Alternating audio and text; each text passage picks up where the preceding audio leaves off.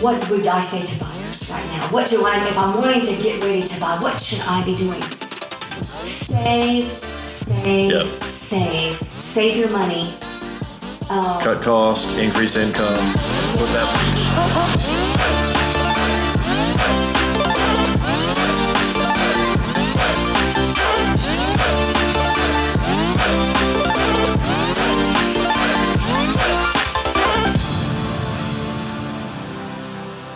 When I first started in 2014, we were having over 1,000 homes on the market, 1,100. And of course, spring was always the hot time to sell. I say any time's a good particular. And just a couple months ago, we had 140 homes on the market. Wow. That's just crazy. Yeah. So that no wonder we were having so many all the time to sell. And are you talking about just Newnan or Coweta County? County. I'm thinking okay. of Coweta County. So when supply outpaces demand, prices go up. Exactly. Houses move faster. Yes, and that is and that's what we're seeing. Yeah, and appraisers know that too. And so, like a house, when I price a house, I have to go back and look, because this is what the appraiser does. They go back in time and look at what homes that are comps for your home sell for, and then make those adjustments. And I do some of that adjustments myself to hone in on a value. Okay. And but we had an appraiser in our office last week talking to us about all the questions we had, and he said, but we also realize that the market's still improving, even though things are coming back to what really should be normal. But if you look at anything below, so a seller's market is anything a month's supply is if like a seller's market is 6 months or less. So if nothing came on the market and their month supply for a particular price point was below 6 months, then everything, like for instance, you can go $600,000 to $700,000 in Coweta. Wow. It has a 1.4 month supply. So that means if nothing else came on the market, it would only take 1.4 months for the 32 homes. Well, let's see. Is it 32? That are available? No, there's, 25 homes are for sale at that price point right now. It would only take 1.4 months for them to be gone if no other home came on the market. Right. So that's a huge seller's market. We're in a seller's market really from $1 million down. Which is huge for us, because I remember, I mean, when you and I first met, I was interested in investing. Yes. And I was looking for those dirt cheap. I was just getting started. I wanted quick flips. I wanted to, the most margin I could find and the most profit I could extract, but dirt cheap. But we were looking at similar figures, and we talked about how many $1 million homes are on the market and how long a $1 million home would stay on the market, right? As I was looking at growing that part of the business, right? Yes. And it was, I forget what the numbers were, but there were only maybe a couple, $2 or $3 million homes, and they were going to sit for hundreds of days before they sold at that time. Well, and you still see that from the $1 million to $2 million that we're showing in our county. So above 7.9%. So that's more of a buyer's market.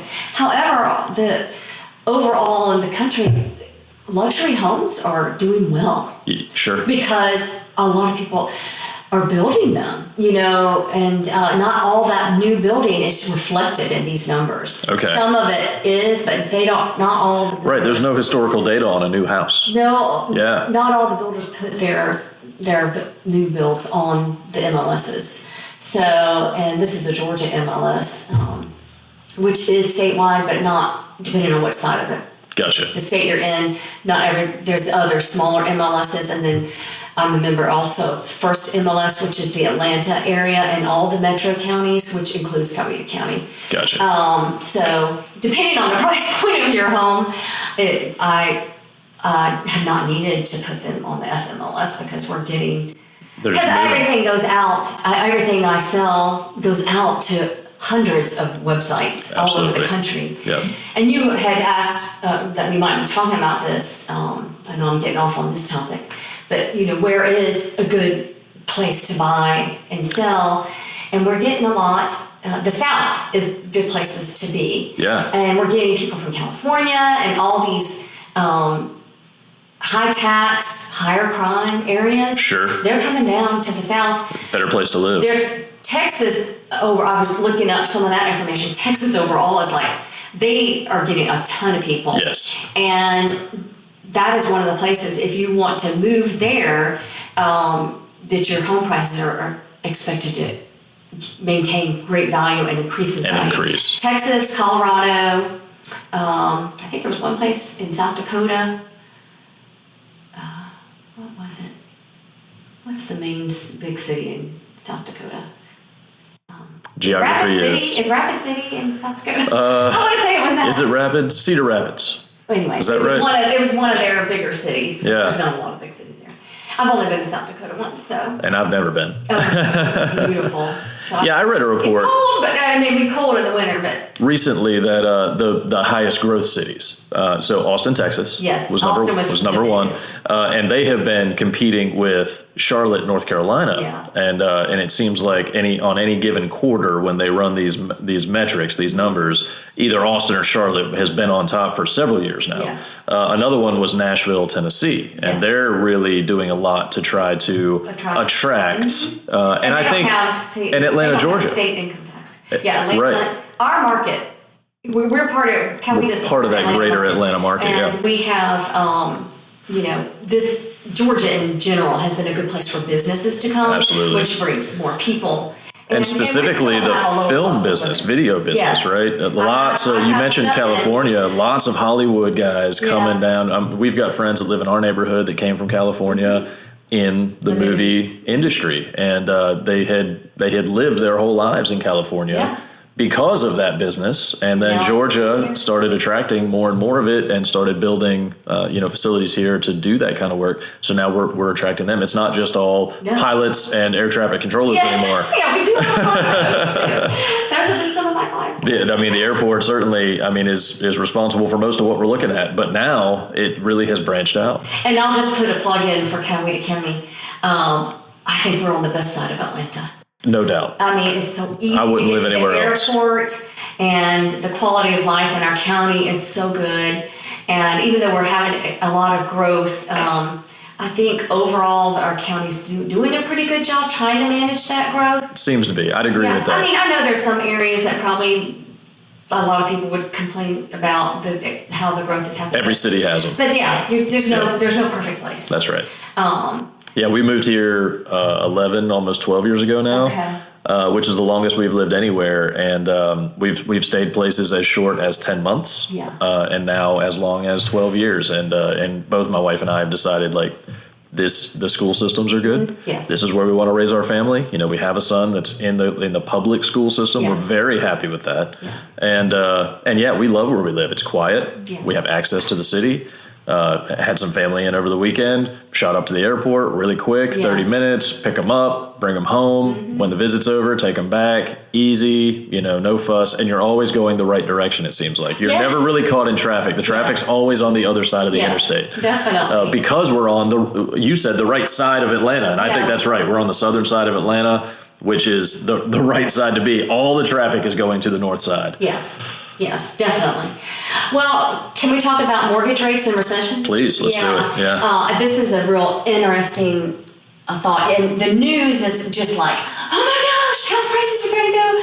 We're going to create a crash. Yep. Mortgage rates are going up. And that's what people are feeling, right? People feel that way. And it's because, honestly, and it doesn't matter, I don't care who you're getting your news from, they don't have all that the correct information. They love sensationalism.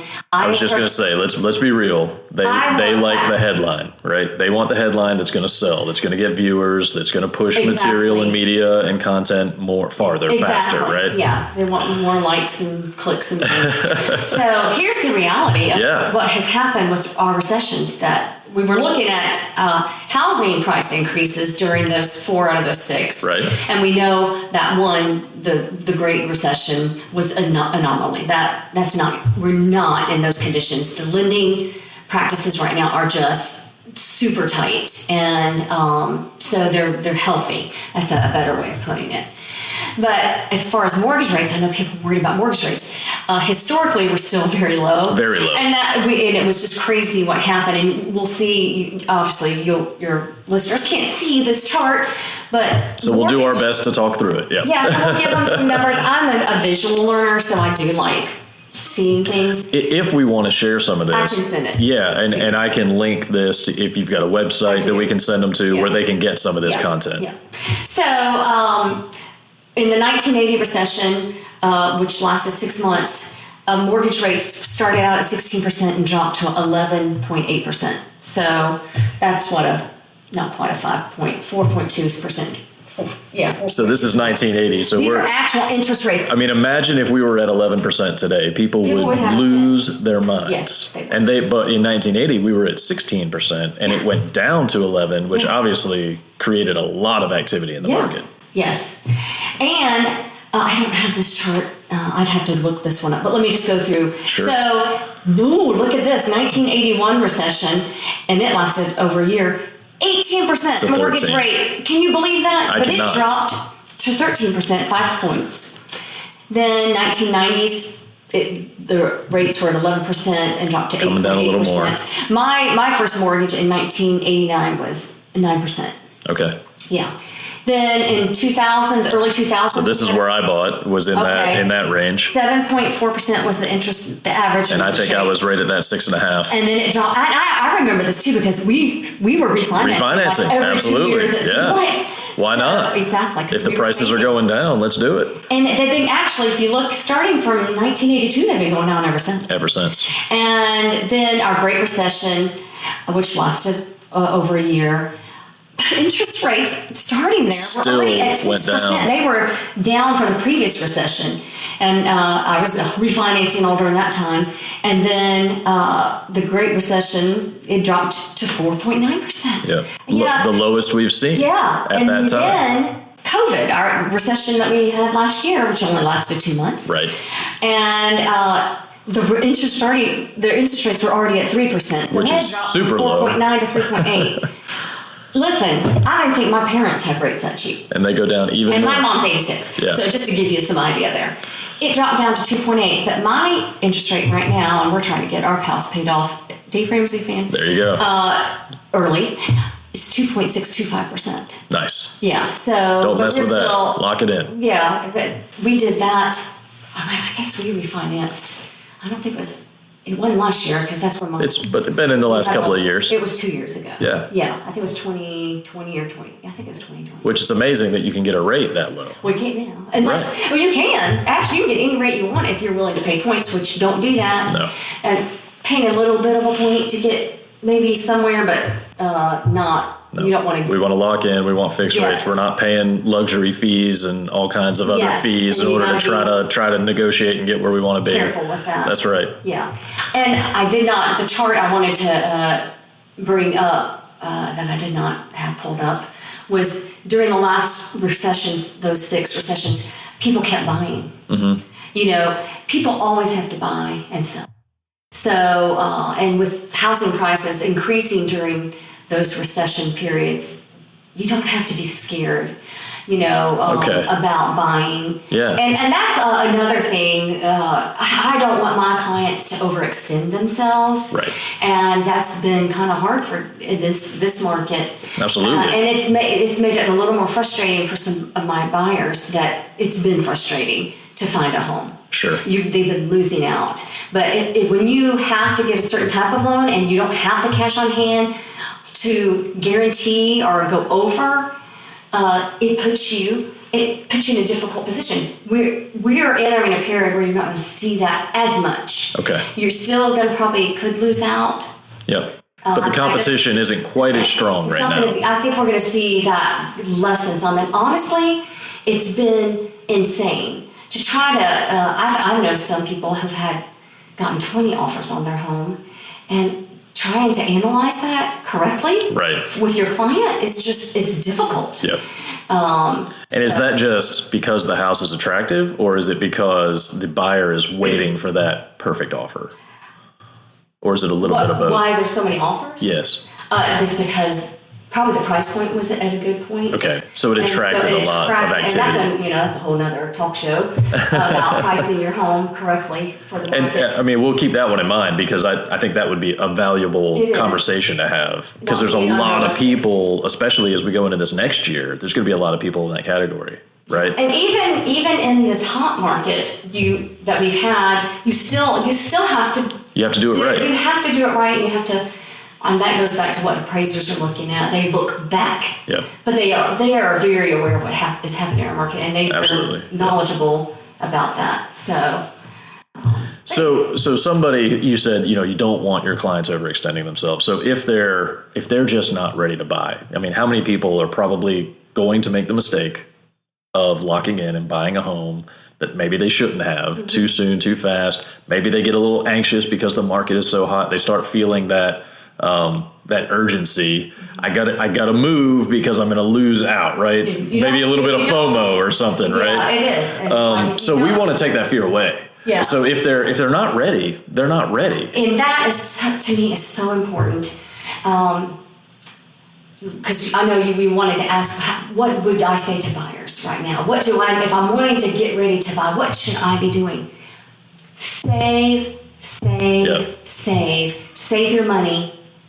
Cut cost, increase income, and put that money in the bank. And start saving. Like my son, is he going to be 20? No, he's going to be 30 this year. How old is my child? We all lost 2 years. I know. COVID, like that time has just come and gone so fast. He's a big Dave Ramsey fan. Good. I forced my kids, taking them to and from school every afternoon when he was on the radio. They have to listen to Dave Ramsey. I love it. And they're both big Dave Ramsey fans. Absolutely. And you can't argue with it. And I'm just so, well, some people do, but you can. Yes. But saving money and paying down debt helps. It just does. And I know we wish our government would do that, but that's another show for another I want to believe that they want to do it too. They just don't know how. Well, some people, it's always easy to spend somebody else's money. That's right. Absolutely. Actually, I've never felt that way, but I think a lot of people are that way. Well, there are realtors out there for sure. I mean, I've met them. I've dealt with people before as we've moved around that it just feels wrong, and now I'm probably getting off on a tangent, but again, like a buyer and a seller, you're out there, you want to be represented well. And I've been in the seat where I felt like my representative was representing the wrong side. Yes. Right. All of a sudden they're negotiating. If I'm buying, they're negotiating on behalf of the seller, and they want me to spend more money. And that can go sideways pretty quickly, And so, but some of the reality we've had to tell our buyers is like, if you see a house that you like and looks like move-in ready to go, and this market we've had, you're going to pay more for that. I had to give them a hard pill to swallow. Sure. But if you have an FHA loan, you probably aren't going to get that home. Right. We'll go for it and put forth your best offer, but sellers are not going to pay your closing costs. Right. And most FHA loan buyers need the require that. Well, because they only have that 3.5% down payment available. And but to your point, you just said save, right, for that buyer out there. So they come in, they've got 25% and that cash. Some people when you say, you need to save some more money. Yeah. But it's good advice. It is good advice, and I've lost a client over that. Sure. Giving him that advice. Yeah. I'm not a realtor, but I've lost clients on that too. Yeah. Right. Listen, we're going to move to cash. We're going to save money. We're going to reduce our expenses, and you get people that say, "Well, I don't want to give that up." Exactly. Right. Well, they're not ready. And they're just not ready. And I don't necessarily say this, but I talk about saving. But if you're getting ready where you need to buy, you probably should start reducing your lifestyle. Absolutely. And I know Dave Ramsey says beans and rice. Well, I don't want to eat beans and rice. Well, you can buy some eggs. Get ramen. Meat. I love ramen. But that's my son's favorite meal. One of my favorite things to do is go out to eat. Yeah. That's my husband and I would like. That's our entertainment. Is we like to go out to eat. But you don't do it every night. Well, we would do it when we, as our kids have gotten older. It's just really him and me mainly. Sometimes we could go pretty cheap. Sure. There you go. Get creative, right? Yeah. Share an entree. Get water. We would go to like Burger King with their coupons, and we can eat. There you go. You can eat for under $10 at Burger King or Taco Bell. Absolutely. I know that's not healthy, but it's fun, right? Yeah, it's a cheap you're getting creative. It's a cheap date. You still get to go out. On a cheap date, I can't be cheap. And you're not spending money where you don't need to be spending money. Exactly. Right. So maybe it's even cheaper than getting food at the grocery store.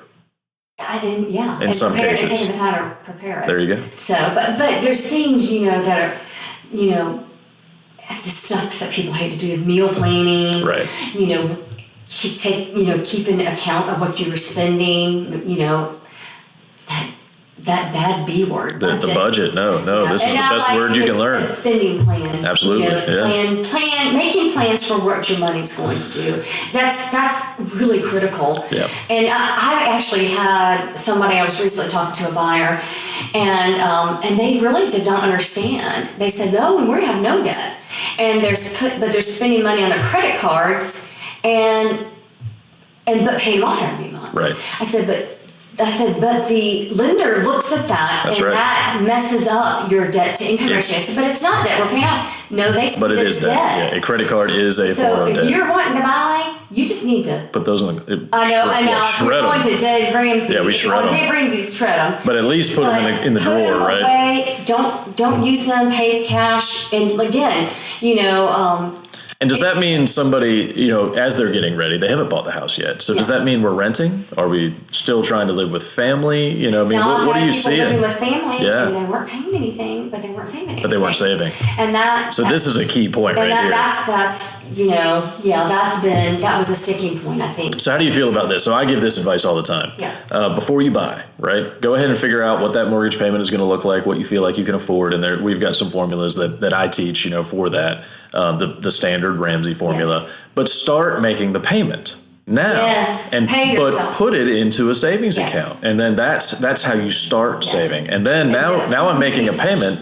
Now start trying to accelerate on it. See how much more you can put into that account, right? And see how fast you can get to your down payment. Yeah. And then when you back off of that, after you've now got the house, and now you're only making that minimum mortgage payment, it actually frees up a little bit of cash, right? Yes. Now I've spent the down payment. Yeah. I've gotten the house. I negotiated or I qualified for a good loan, a 15-year, hopefully fixed rate at whatever the rates are, right? Mm-hmm. And it's a payment that I can handle because for the last 2 years, I've been making payments into a savings account larger than my now new mortgage payments. Yes. And so my mortgage payment doesn't hurt as much, right? It's practice. But people don't want to practice that. It's true. As a rule. And you were talking about buyers, like should they buy now? The good thing about buying is that you can fix your budget. Right. And you own an asset that hopefully has some value, and now you have equity over time. Yes. Is going to increase. One of the best investments you can make is a home.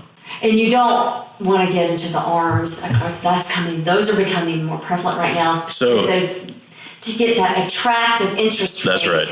But there's such a catch with those. And this happened back when I bought in the early 2000s. Those were very appealing to people, and they were pushing them really hard. I think my first loan was an ARM. And so what is an ARM? We're saying ARM, which somebody doesn't know what that means. Yeah, an adjustable rate mortgage. When interest rates start to get a little higher than people are used to, you start seeing this adjustable rate mortgage where you have this low interest rate. And right now they're like 3, depending on if it's a 15 or 30 So somebody thinks they're winning. Yeah. I can get a 3% loan. And what they're telling you is like, if you think you're only going to stay in your home 5 years, and for people who get ARMs, the adjustable rate mortgage, they typically end up staying longer. Sure.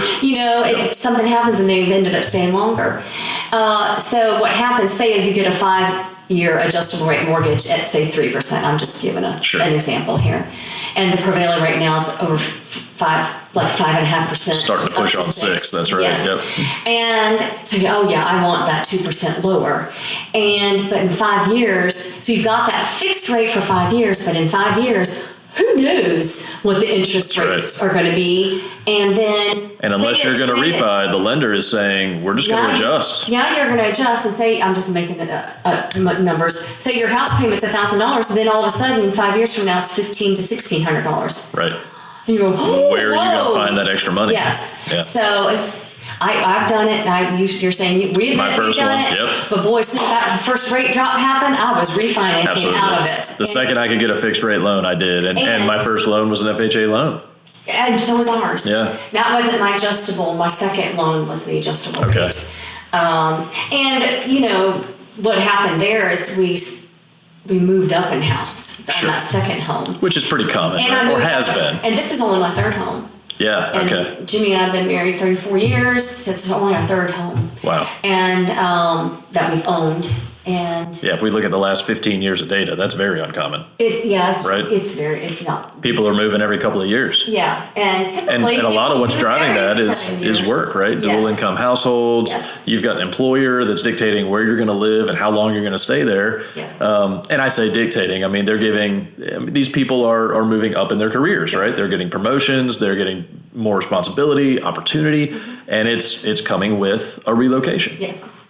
And that's actually what happened with continuing. My current, my latest seller, I should say, has, that's what happened with him. Actually, he had a job change because when COVID hit, he lost his job. Gotcha. But so this was now a new job, yeah. Well, he's in the same field, but new employer. It moved him out of state, but he was able to still stay here, and now he's out